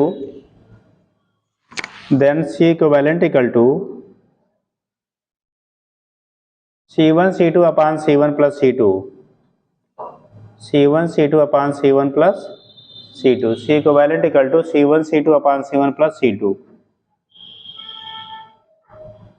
हो जाएगा। लिखिएगा एंड नेक्स्ट लाइन से एंड, अरे निकला ऐसे है कि यादू नहीं हुआ है बेटा, 1/C इक्विवेलेंट हम लोग लिखते हैं 1/C1 + 1/C2 ना, एलसीएम हो गया बेटा C1 C2, ऊपर हो गया C1 प्लस क्या C2, रिवर्स करोगे तो C इक्विवेलेंट ये ऊपर चला जाएगा तो C1 C2 अपान कितना C1 + C2, तो दो ही हैं तो उनका इक्विवेलेंट जब निकालोगे तो C1 C2 अपान C1 + C2 इस तरह से हमें ऑब्टेन हो जाता है। ठीक, अब बात आता है कि जब आपने कनेक्ट किया, अगर टोटल सोर्स का पोटेंशियल V है, टोटल सोर्स का पोटेंशियल कितना है V है, तो उस कंडीशन में अगर सोर्स पोटेंशियल हमारा बेटा V है तो पहले वाले थ्रू कितना V1 होगा, दूसरे वाले थ्रू V2 कितना होगा। तो लिख लीजिएगा and potential difference across the capacitors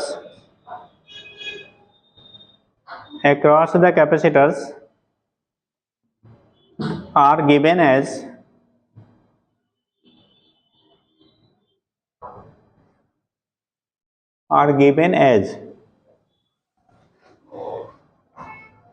तो बेटा जो पहले वाले थ्रो आएगा B1 की value B1 equal to V into C2 by C1 plus C2 and V2 की वैल्यू आएगी V इंटू C1 अपान C1 प्लस C2। ठीक, जिसका निकालोगे ठीक उसके कैपेसिटेंस यानी रिजल्टेंट दोनों का सम और ऊपर उसके अपोजिट वाले का कैपेसिटेंस। ठीक, यानी कि V1 निकाला तो C2 अपान C1 plus C2 into V, और जब V2 निकाला तो कितना हो गया C1 अपान C1 plus C2 into V कर लीजिए। ठीक, अच्छा अपने ऐसे बता दो, अगर n आइडेंटिकल कैपेसिटर्स हों, ठीक n आइडेंटिकल कैपेसिटर्स हैं, उनके कैपेसिटेंस ईच का C हो तो इक्विवेलेंट वैल्यू कितनी आएगी? अगर n आइडेंटिकल कैपेसिटर्स हैं, ईच का कैपेसिटेंस C है तो इक्विवेलेंट कैपेसिटेंस की वैल्यू कितनी होगी? C बाई n हो जाएगा। तो उस केस में इक्विवेलेंट जो कैपेसिटेंस होता है बेटा, जितने हैं उतने क्या होगा बाई में आ जाएगा, तो C बाई क्या हो गया n के बराबर। और जो पोटेंशियल डिफरेंस है ईच कैपेसिटर के थ्रू होगा वो V बाई n होगा, बराबर भागों में क्या करेगा बढ़ जाएगा। ठीक, तो वो भी पॉइंट बना लो। If n identical capacitors, if n small n लेते हैं बेटा, n identical capacitors each having capacitances C, ये सब क्वेश्चन बेस्ड पॉइंट हैं। ठीक, अभी आगे लगाएंगे तो यूज में सब आएगा। ठीक, ईच क्या लिखा, having capacitances C are connected in series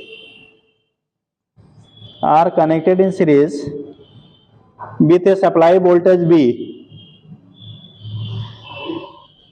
with a supply voltage V, then equivalent capacitance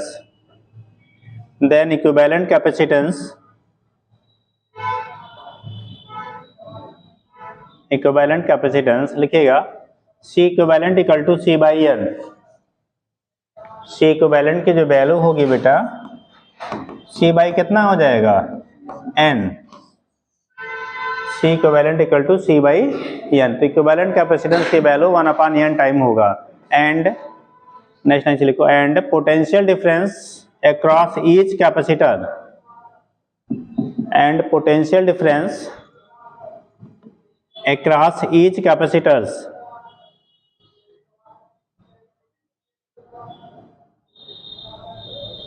potential difference across each capacitors देखिए V डैश की वैल्यू आएगी बेटा V क्या V बाई n की V बाई n प्लस 1 की V by n plus minus 1। अरे जितने capacitor बराबर और बढ़ जाएगा ना तो सीधा V बाई n हो गया। लिखिएगा V dash equal to V by n, each capacitor के थ्रू जो पोटेंशियल डिफरेंस होगा V डैश की वैल्यू V बाई n के बराबर हो जाएगा। क्लियर है? चलिए नेक्स्ट लिखेंगे,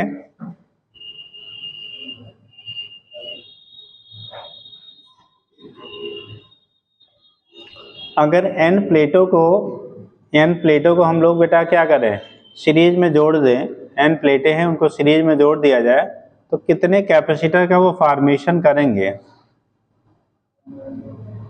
n प्लेट्स हैं उनको अगर अल्टरनेटिव पॉजिटिव नेगेटिव सीरीज में कनेक्ट कर दिया जाए तो कितने वहां पे आपको कैपेसिटर का फॉर्मेशन हो सकता है? जितने आपके प्लेटें होंगी उसके बराबर, जितने प्लेटें होंगी उससे कम या उससे ज्यादा। कितना? हाँ बेटा n/2 हो जाएगा। हम अरेंजमेंट दिखा दे रहे हैं। क्योंकि अरेंजमेंट के बेस पे ही हम फाइनल कह सकते हैं। जैसे मान लो ये हैं,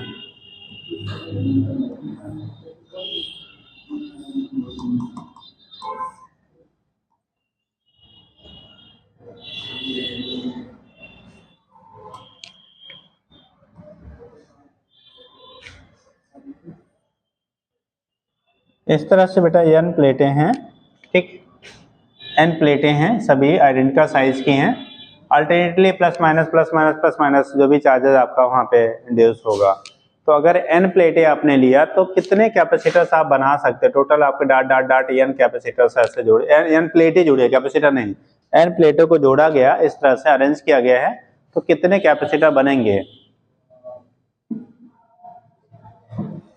n कैपेसिटर्स है, इनको इस तरह से अल्टरनेटली कनेक्ट किया गया है।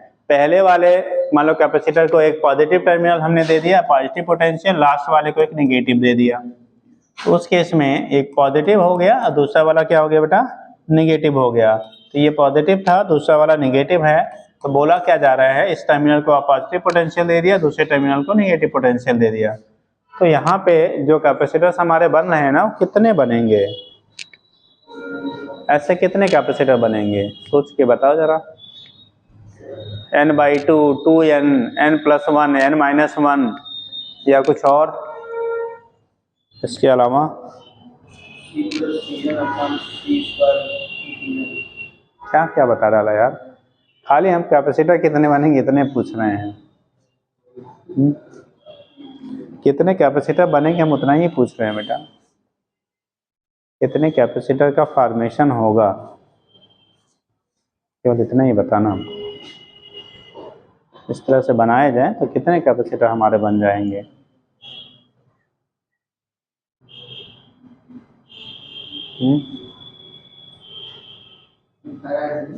हाँ? अरे इनफाइनाइट या नहीं है यार, n फिक्स है तो इनफाइनाइट कैसे बनेंगे? डाट डाट का मतलब इनफाइनाइट तो नहीं लगेगा, आगे देखो ऊपर लिखा है n प्लेटें हैं। चलो देखते हैं भैया। हाँ जी, n-1 कैसे? हाँ, बनाएंगे, हटाना पड़ेगा। उसकी n प्लेटें हैं, उसका जो जोड़ा बनाएंगे तो n-1 होगा। कैसे? वही तो पूछ रहे हैं। लास्ट में जो नेगेटिव बचेगा उसको पॉजिटिव प्लस माइनस में कुछ जोड़ना है।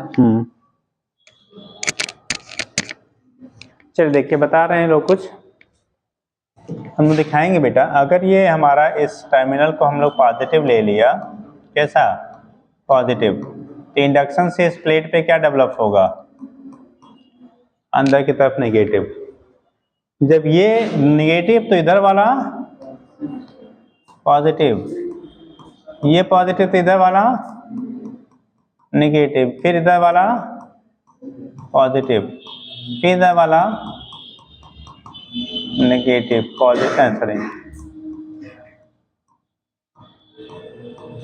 पॉजिटिव, फिर इधर वाला क्या होगा? नेगेटिव, डाट डाट डाट, ये नेगेटिव टर्मिनल से जुड़ा है तो लास्ट वाला नेगेटिव हो गया। ठीक, अब ऐसे मान लो हमने, अगर आपको समझाने के लिए हमने 4 प्लेटें ली होती, केवल कितनी प्लेटें होती? 4, ठीक, क्योंकि n के टर्म में समझना थोड़ा टेढ़ा होगा। हमने मान लो 4 प्लेट ले लिया, 2 ले लिया, 6 ले लिया, 8 ले लिया, कुछ भी ले लिया, नोन हमने ले लिया। मान लो 4 प्लेट या 5 प्लेट हम यहाँ से यहाँ तक ले लेते हैं, 5 प्लेटें हमने ले लिया। अब 5 प्लेटें हैं, देखो, एक प्लस माइनस एक कैपेसिटर, प्लस माइनस दूसरा कैपेसिटर, प्लस माइनस तीसरा, प्लस माइनस चौथा, तो 5 प्लेटों में 4 बन रहे हैं। 1 2 3 4 बनाना। 10 प्लेटें होंगी तो 9 बनेगा, 50 प्लेटें होंगी तो 49 बनेगा, 100 प्लेटें होंगी तो 99 बनेगा, तो n प्लेटें होंगी तो n-1 बनेगा यार। ठीक, मतलब जितनी प्लेटें हैं अगर इस तरह से अरेंज है, ध्यान रखना है, अल्टरनेटली अरेंज हैं, तो n-1 के बराबर कैपेसिटर्स का फॉर्मेशन होगा। ठीक, अभी जब क्वेश्चन कराएंगे तो इसी पे क्वेश्चन है। ठीक, तो लिखेंगे पॉइंट, क्या लिख लिया? कुछ लिखा बेटा? नहीं लिखा, लिखिएगा। If n identical plates are n identical plates are arranged as shown, diagram बना लेंगे, as shown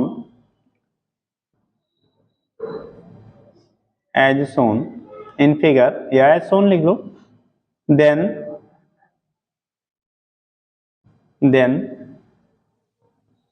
they form n-1 capacitors,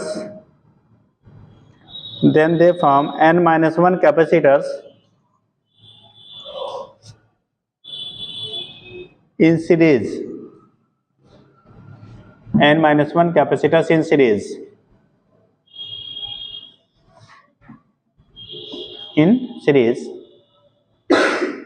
हो गया। n-1 कैपेसिटर बेटा वो सीरीज में बनाएंगे, तो आगे लिखिएगा if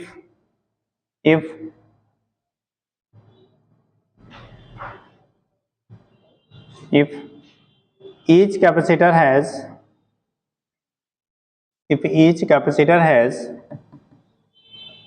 capacitance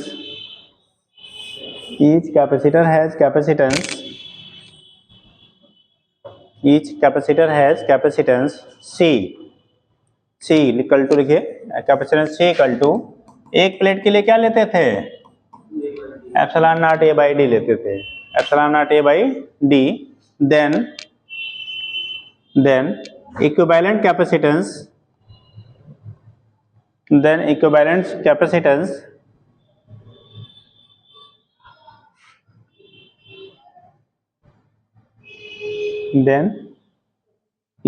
capacitance of combination.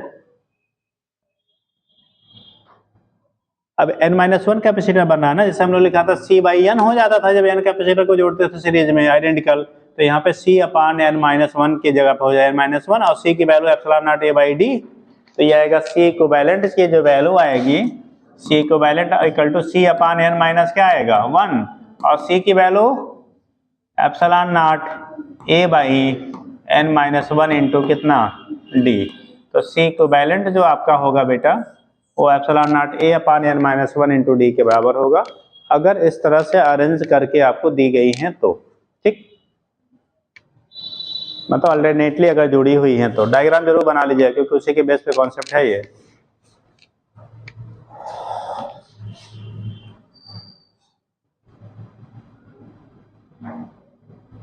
एक कलर पेन से एक पॉइंट बना के लिख लीजिएगा।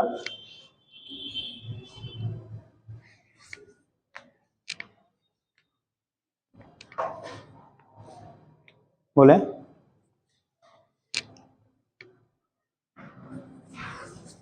बेटा लिखिएगा, the equivalent capacitance of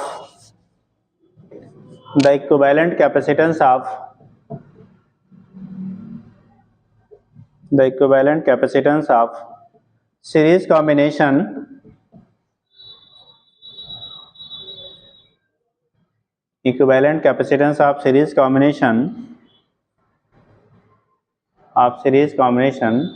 will be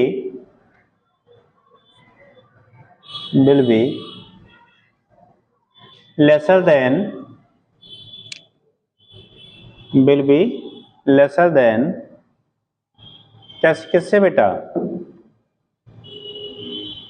किससे, देखिए least value of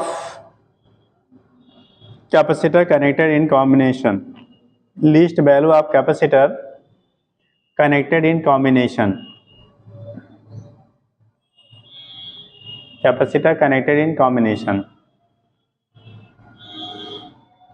least value of capacitor connected in combination. जो लीस्ट वैल्यू कैपेसिटर का होगा, जैसे हम लोग कॉम्बिनेशन में कनेक्ट करते हैं उससे भी क्या हो जाता है आपका, कम होगा। Least value of capacitors connected in combination, least value आपका है जो कैपेसिटर को हम लोग कॉम्बिनेशन में कनेक्ट करते हैं उससे भी आपका क्या होगा, स्मॉलर होता है। Least value of capacitors connected in combination, तो इसके बेस पर आप यहाँ से क्या करेंगे, रिप्रेजेंट कर लेते हैं, क्या होगा, सीरीज कॉम्बिनेशन का इक्विवेलेंट वैल्यू, ठीक, सीरीज कॉम्बिनेशन का इक्विवेलेंट वैल्यू क्या होगा वो उसके बेस पे आप यहाँ से रिप्रेजेंट कर लेते हैं, हो जाएगा।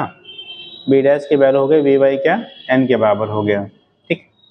और यहाँ पे जो होगा लिस्ट जो वैल्यू होगी उससे भी स्मॉल होगी। तो एक आध क्वेश्चन, अच्छा जो भी क्वेश्चन डिजाइन होते हैं मोस्टली बेटा मिक्स पे ही बनता है।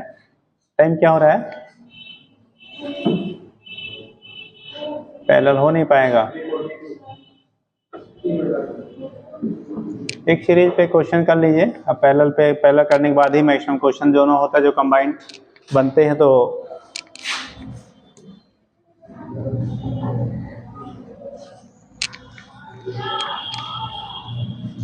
केवल सीरीज, हाँ ऐसा तो क्वेश्चन ही डिजाइन नहीं बनता यार। देख लो अब सबसे सिंपल सा बनेगा यार, केवल सीरीज में कोई क्वेश्चन ही बिना मिक्स किए होता ही नहीं है यार। चलो बना ही लिया जाता है।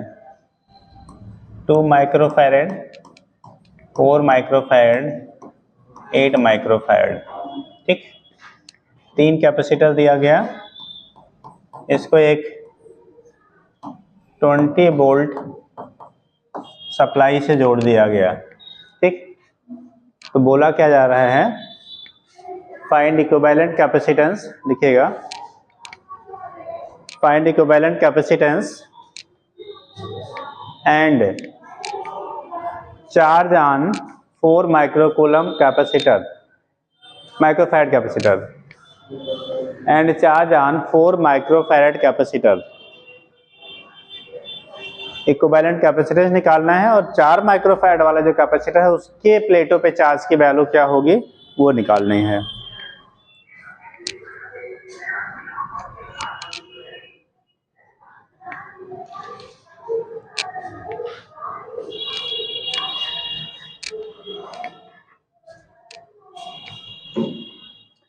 अब कल पैरेलल पढ़ा के बहुत सारे क्वेश्चन बनते हैं बेटा इस टॉपिक पे, ठीक।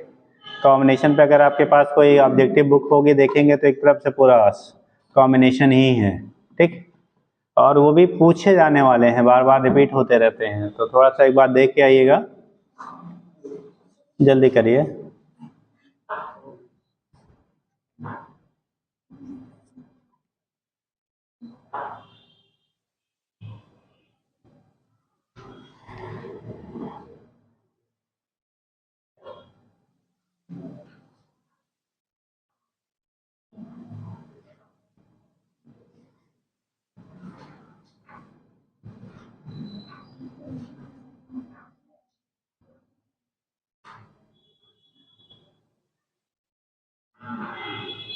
हो जाएगा बेटा,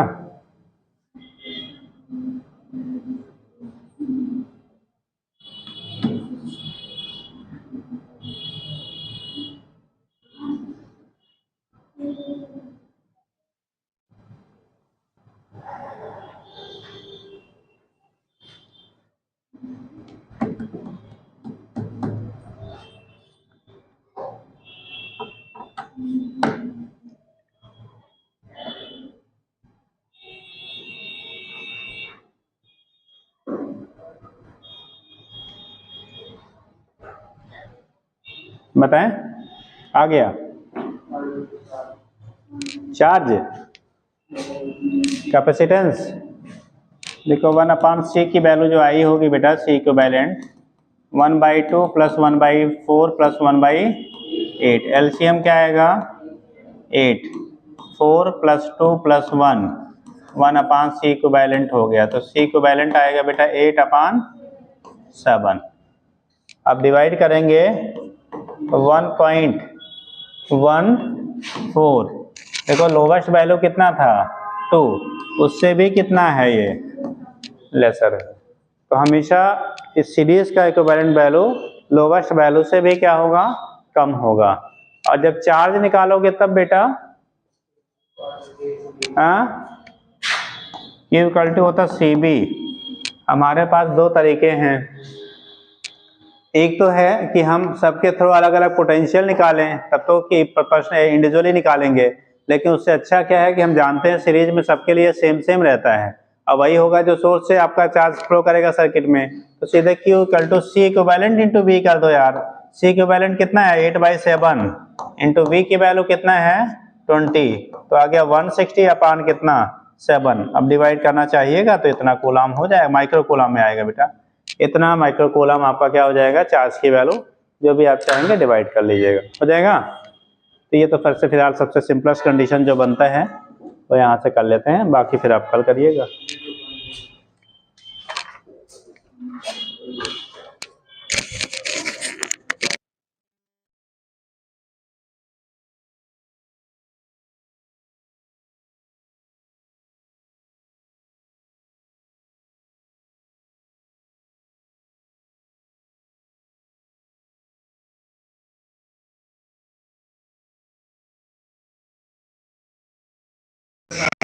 नंबर बहुत बिजी